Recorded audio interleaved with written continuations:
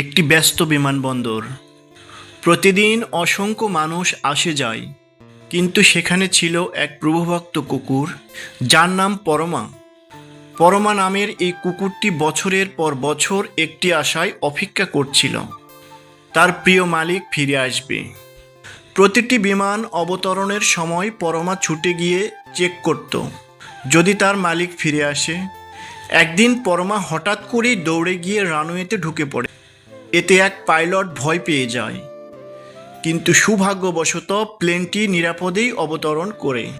পরমা প্রতিটি আগত যাত্রীর দিকে তাকিয়ে থাকত, আশা করত পরিচিত সেই মুখটি একদিন দেখা দিবে। কেউ কেউ তাকে মারধর করত, তার পায়ে পা দিয়ে পাড়িয়ে দিত, কিন্তু সে কখনো রাগ বা ক্ষোভ প্রকাশ করত না। একদিন নিরাপত্তা রক্ষীরা তাকে তাড়িয়ে দেয় এবং পরমা দিশেহারা হয়ে পড়ে। সে কি করবে, কোথায় থাকবে, কি খাবে? ঠিক তখনই সে এক সদয় রিপেয়ারম্যানের সঙ্গে দেখা হয়, যে তাকে একটু আশ্রয় এবং খাবার ব্যবস্থা করে দেয়।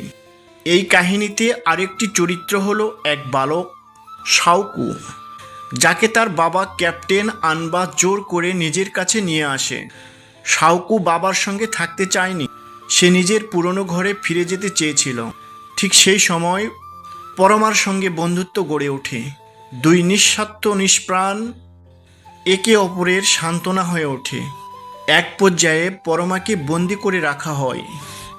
পরমাকে একটি ড্রামের ভিতরে একটি কভার ভ্যানে বন্দি করে রাখা হয়েছিল, কিন্তু শাওকু নামের সেই ছেলেটি পরমাকে মুক্ত করে দেয়। সেই থেকে শাওকুর পরমা একে অপরের বন্ধু হয়ে যায়। অনেক প্রতিকূলতা পার করে একদিন পরমা হঠাৎ করেই পুরনো মালিকের দেখা পেল, কিন্তু এবার সে আগের মতো দৌড়ে গিয়ে তাকে জড়িয়ে ধরল না। তার মনে অনেক বেদনা, অনেক ব্যথা উদয় হলো। সে তাকে 10 বছর আগে এখানেই এই রানওয়েতেই রেখে গিয়েছিল। সেই কথা মনে করে পরমা অনেক দুঃখ পেল। মনে মনে ভাবতে লাগলো, এই কি সেই মানুষ যে আমাকে একদিন ফেলে গিয়েছিল? শেষ পর্যন্ত মালিক স্বীকার করে যে সে পরমাকে ফেলে গিয়েছিল, তবে এখন অনুশোচনায় ভুগছে তার মালিক। এটা করাটা তার ঠিক হয়নি। এই অবলা প্রাণীটি তাকে এত পরিমাণ ভালোবাসত যে 10 বছর এই রানওয়ে ছেড়ে সে কোথাও যায়নি। সে ভাবছিল তার মালিক একদিন তাকে নিয়ে যেতে আসবেই। এটি তার মনে ছিল একটা বিশ্বাস। পরমা দ্বিধায় ছিল, সে কি ফিরে যাবে সেই মানুষটির কাছে, যেই মানুষটি তাকে 10 বছর আগে এই রানওয়েতে ফেলে গিয়েছিল?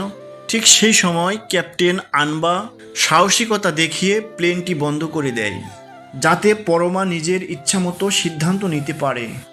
মালিক শেষমেশ বুঝতে পারে যে সে পরমার ভালোবাসার যোগ্য নয়। পরমা তাকে যে পরিমাণ ভালোবাসত, মালিক তাকে সে পরিমাণ ভালোবাসত না। যদি সে পরিমাণ ভালো তাকে বাসত, তবে 10 বছর আগে এই রানওয়েতে তাকে ফেলে বাইরে যেত না। পরমার গলায় বাঁধা নেকলেস খুলে দিয়ে বলে, তুমি দৌড়ে যাও, তুমি আজ থেকে মুক্ত, তুমি তোমার স্বাধীন জীবন যাপন করো। পরমা ছুটে যায় শাওকুর দিকে, কারণ শাওকুকে সে অনেক ভালোবাসত। এই দুঃখের সময়ে শাওকুই ছিল তার একমাত্র বন্ধু। বিমানবন্দরে সবাই সেই মুহূর্ত অবাক হয়ে দেখে, একটা নিষ্পাপ প্রাণীর ভালোবাসা যে এত গভীর হয়, মানুষ সেটা নিজ চোখে দেখছে।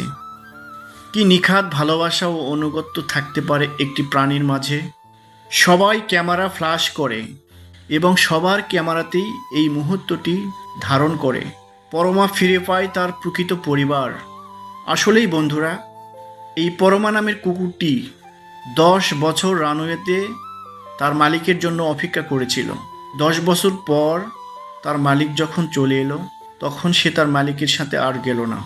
শাওকু নামের এই ছেলেটির সঙ্গেই সে সারা জীবন কাটিয়ে দিল। ধন্যবাদ বন্ধুরা।